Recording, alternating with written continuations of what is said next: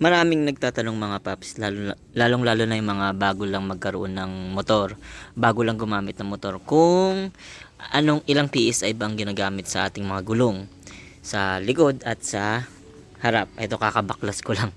Kakapalit ko lang kasi ng gulong mga paps. Ayan. Kaya kababaklas ko lang. Mamaya ikakabit ko na rin.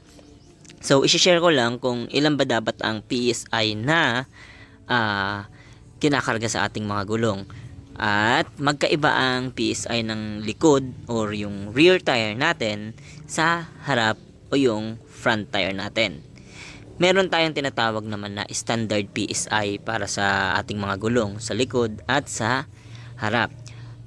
Para malaman ang standard PSI, tignan nyo lang sa inyong mga motor dito sa harap. Usually sa harap lang yan makikita nyo kung ilan ang standard PSI. So dito ang standard PSI, cold tire pressure, driver and passenger is, ayan mga paps, 29 PSI sa front tire.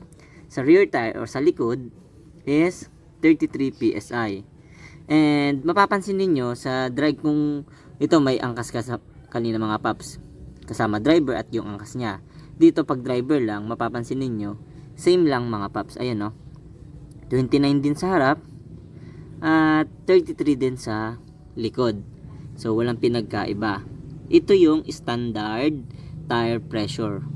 Pero mga paps, nasa sa inyo yan mga paps kung kayo'y natitigasan o nalalambutan sa standard tire pressure, pwede nyong bawasan.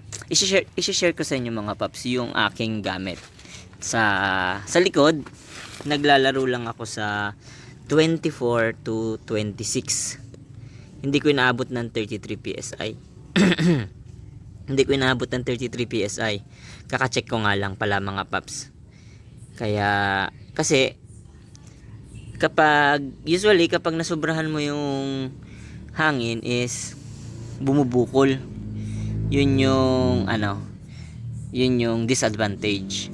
And kapag original ang gulong mo mga paps, as in yung mga talagang original, pwede mong sundin yung standard tire pressure. Pero kapag bumibili lang tayo ng yung tigwa 1,000 plus, ayan, kulang 2,000, pag sinunod mo yung tire pressure, hindi mo namamalayan is lumulobo na. Tingnan nyo mga paps, sa likod, gulong ko sa likod, 24 PSI lang yan, pero ayan o, matigas pa rin. And magaan lang din naman ako. And simula nung nagpalit ako nito mga paps, nakabiyahe na ako ng Ilocos, Baguio, Benguet, sa Atok. Hindi pa ako naplatan and hindi pa rin lumobo. 6 months or 8 months na pala. 8 months na mga paps. Yung sa harap naman mga paps, dito sa harap, ang experiment ko ngayon, susubukan ko yung 24 PSI. Ito, naka 24, alos pantay. Pantay lang ang ginawa ko pala mga paps. Naka 24 PSI ako dito.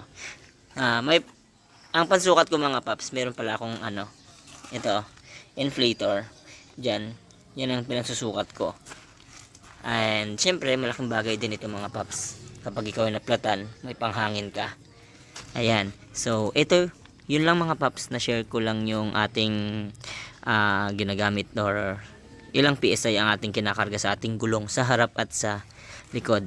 Nasa sa inyo naman yan mga paps. Kung kayo matigasan, pwede nyong bawasan. Kung masyadong malambot naman, pwede nyong dagdagan. That's it for today.